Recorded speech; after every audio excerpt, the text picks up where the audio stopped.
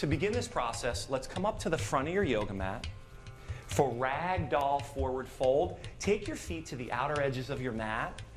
You're going to want to bring a generous bend to both of your knees and hinge forward from your hips, literally taking your whole upper body and draping it over your thighs. Now, clasp opposite elbow with opposite hand and relax.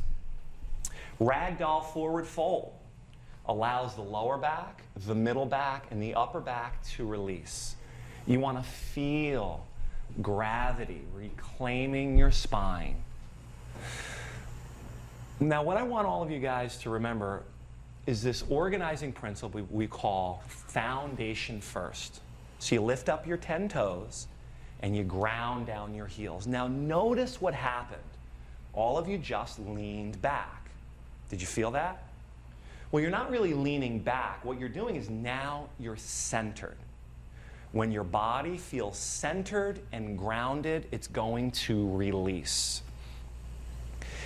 Bring your attention now to your eyes. Blink your eyes a couple times, lick your lips, and notice at the back of your mat is the studio logo. Go ahead and take a good look at it, right? It's upside down. And you want to represence yourself in this very first pose we call ragdoll. Represencing is just coming out of your head and coming into the moment. It's an essential first step. Now, the next pose in this integration phase is what we call hands and knees. So come on to your hands and come on to your knees. We like to say like a baby that's about to crawl. Now, this is going to set us up for child's pose. So take your knees apart, bring your big toes together, and slowly pull your hips straight back to your feet. Outstretch your arms to the front of the mat and rest your forehead down. Before every practice, my team and I ask you to remember why you're here. It's very important. We call it an intention. You start to detect your intention. What is it about your practice? What do you want to release? What do you want to let go of? What do you want to stretch? Why are you here? Now, the challenge is it may not come in big flashing letters like on a billboard. It's going to come in a more subtle feeling. It's going to give you that feeling of purpose. And right there, that purpose is where all the power we need is. Remember that. Now, as you roll up onto hands and knees, I'm going to have you guys, if you're not there, crawl up to the front of your mat. Getting ready for downward facing dog pose. You look at your hands and you separate your hands nice and wide. You also spread every one of your fingertips. Now curl your toes into the yoga mat and send your hips skyward. Perfect. Your bodies are now like inverted V's. So just take a moment to let it register. You know what I mean by that? In your mind's eye, begin to see the shape your bodies are in. Good. Now to broaden your base, I'm going to ask you to walk your feet back a little bit. To let your heels come up a tad and to bring a micro bend to your knees. Now this is important because the hamstrings are really tight in the beginning and you don't want to pull on them just yet. What we want to do is lengthen out the spine. So you pull your hips up and back to where the ceiling and the wall meet and you press your palms firmly down. Allow your eyes to see your toes, the back of your mat. And now you come into some deep, full breathing. Take a couple of those deep, full breaths.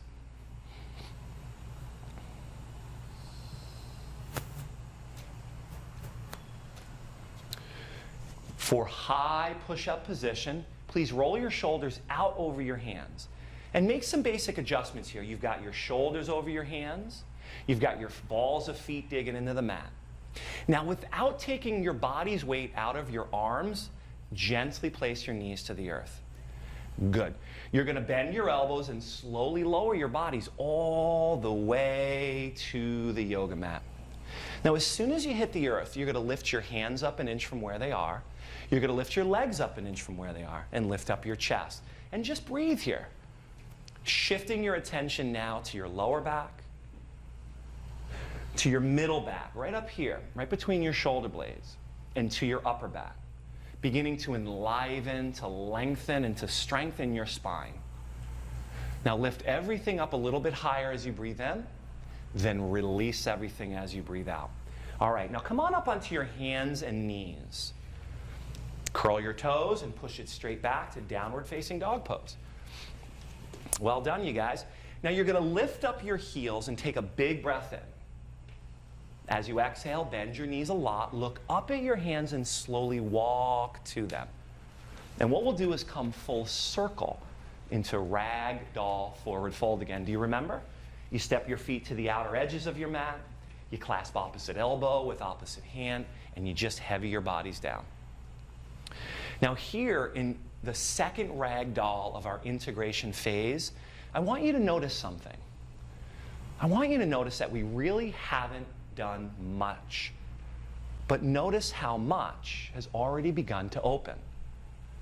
Feel your hamstrings beginning to broaden and loosen up a little bit. Feel how your back is beginning to come undone. Some of those knots loosening, some of those springs uncoiling.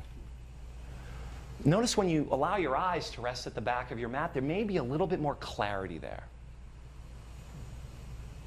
Now take a big full body breath in.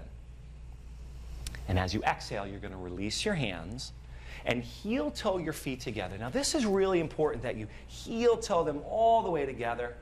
Awesome. Now bend your knees a lot and slowly roll up to standing. Excellent. Now sweep your arms up above you. Look up at your hands, take a full breath in, and draw your hands right down to prayer as you breathe out. Now let's begin by chanting 3 deep Om. Breathe in.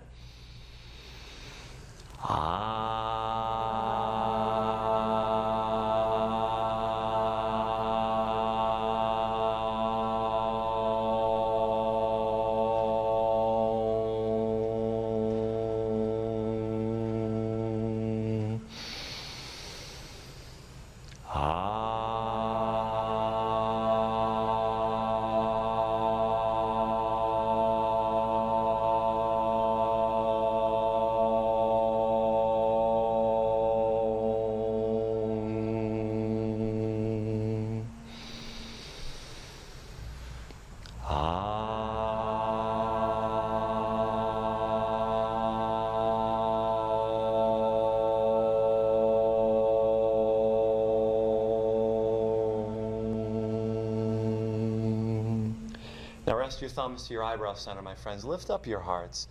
And you want to take a moment here to remember your intention.